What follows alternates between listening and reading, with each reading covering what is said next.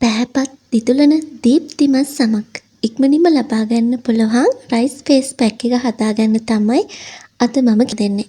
වයසට යාමත් සමග මූණේ ඇතිවන රැලි වැටීම්, දුර්වර්ණ ගතිය, පවණට වඩා වයස්ගත බව, අවපැහැ මේ හැමදේම අඩු කරලා ඉක්මනින්ම සම ග්ලෝ කරන ෆේස් පැක් එකක් තමයි අද මම කියලා දෙන්නේ.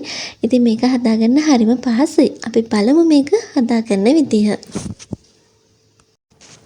හාල් ටිකක් අරගෙන මේක හොඳට සෝද ගන්න.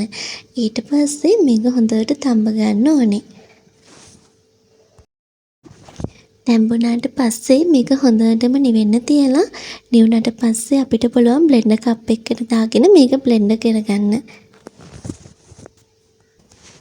මේ ෆේස් පැක් එක මගේ මූණ ඉක්මනටම හරිම ලස්සන දීප්තිමත් ග්ලාස් ස්කින් එකක් ගන්න පුළුවන්. සම හොඳට සිනිඳු කරනවා, මෘදු කරනවා, සමට පැහැපත් බවක් ඉක්මනින්ම ලබා පුළුවන්.